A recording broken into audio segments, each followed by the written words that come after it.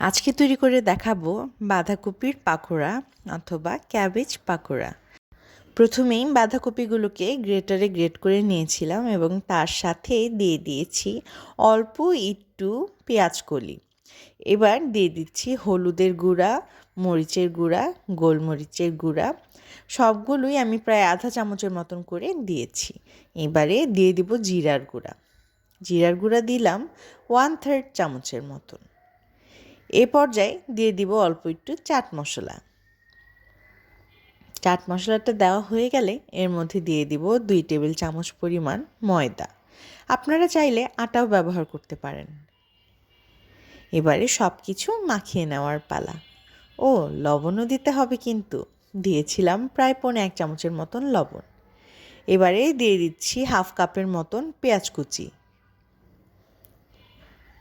দিয়ে দিলাম কিছু মরিচ কুচি আর ধনেপাতা কুচি। এবারে সব কিছু খুব সুন্দরভাবে মাখিয়ে নেব।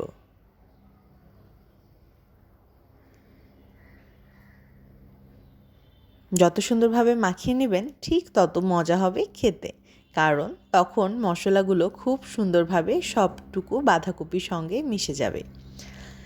শীতের দিন নানা ধরনের পাকোড়ার মধ্যে বাঁধাকপির পাকোড়া আমার অন্যতম প্রিয়।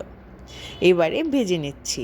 কড়াইয়ে তেল গরম করে তাতে দিয়ে দিচ্ছি একে একে করে আমার পাকোড়াগুলোকে। হাতে নিয়ে এইভাবে ছোট ছোট শেপ করে দিয়ে দিতে পারেন। এই শেপগুলো আসলে নিজের ইচ্ছে মতোই করা যায়। আমার এরকম গোল শেপই পছন্দ। বাঁধাকপি আবার একেবারে গোলও ভালো লাগে না, আবার একেবারে চ্যাপ্টাও ভালো লাগে না। তাই আমার কাছে মনে হয় হাতের জোরে যেভাবেই সেই পাশে সেভাবেই তৈরি করে নিলে এটির আসল স্বাদ পাওয়া যায়। এইবারে এগুলোকে একটু উল্টে পাল্টে দিচ্ছি। আমি ক্ষমা চেয়ে নিচ্ছি আমার ভয়েসের কারণে। অতিরিক্ত ঠান্ডা লাগার কারণে আমার ভয়েসটা এখনও এরকমই শোনা যাচ্ছে। তাই আপনাদের যদি কোনো কিছু বুঝতে অসুবিধা হয় তাহলে আমাকে অবশ্যই কমেন্ট বক্সে জিজ্ঞেস করবেন। কিছুক্ষণ এভাবে ভেজে নিচ্ছি খুব ভালোভাবে। শীতের দিনে পাকোড়া খাওয়ার মজাই আলাদা। সন্ধ্যার চায়ের সঙ্গে যদি একটু পাকোড়া হয় তবে কিন্তু বেশ হয়। আপনারা কে কে এভাবে পাকোড়া বানিয়ে খান আমাকে কিন্তু কমেন্ট বক্সে অবশ্যই জানাবেন।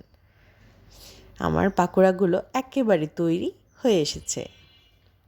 এবারে এগুলোকে একটি ছাঁকনি দিয়ে ছেঁকে তেলটা ঝরিয়ে প্লেটে নিয়ে নিচ্ছি।